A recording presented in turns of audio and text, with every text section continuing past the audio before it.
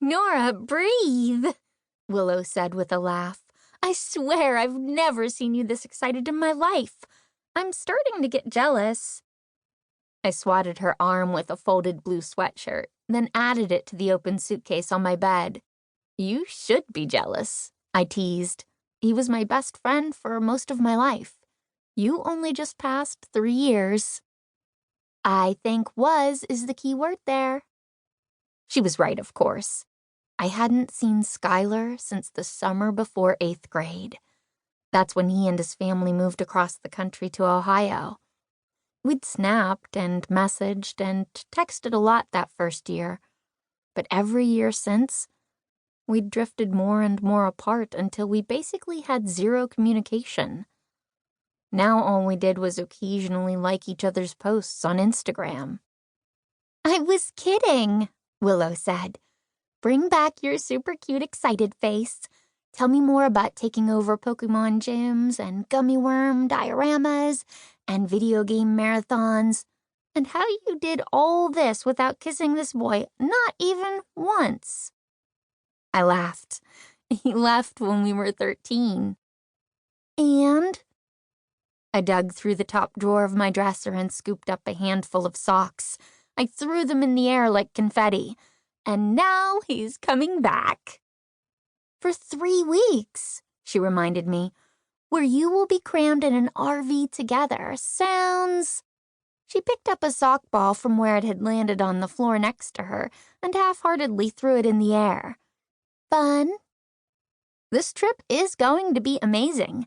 I get to see my childhood best friend. I get to visit my future college. It's like my past, I held up my left hand, and my future, I held up my right, are coming together. I joined my hands in a dramatic clap. What did you just do with your hands? That didn't look good. Are you getting in a major traffic accident on this trip? I frowned at my hands, which were still clasped, fingers intertwined. No, it represents a magical combination where magical things are going to happen. It looked like a major collision, glass and twisted metal everywhere. I rolled my eyes. You really are jealous. Yes, I am. He will not take back best friend status from me. I will fight him to the death for it. Weapon of choice?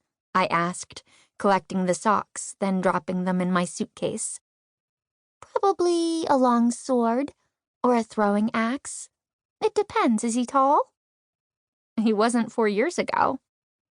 My phone buzzed on the bed with a text. Behind me, Willow's phone buzzed too. It was a message from Lena in our group text. Who's going to the party this weekend? My initial instinct was to type, not me. I'll be in a magical collision with my childhood friend.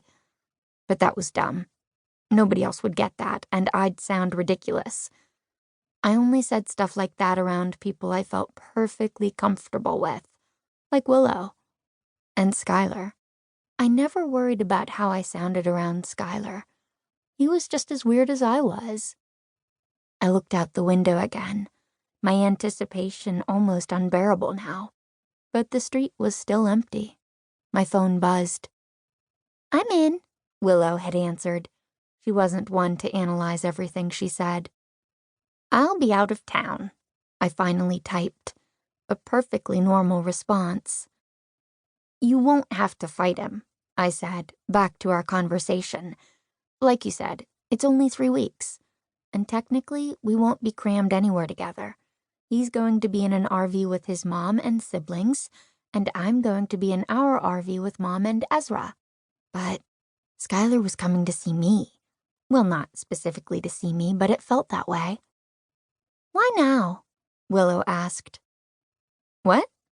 I studied my suitcase and the backpack beside it, trying to decide if I had remembered everything I'd need. I had my sketch pad and pencils. Skyler would want to see all my drawings. He'd be surprised at how much better I'd gotten. I hoped he brought his sketch pad too, so we could draw together like we used to.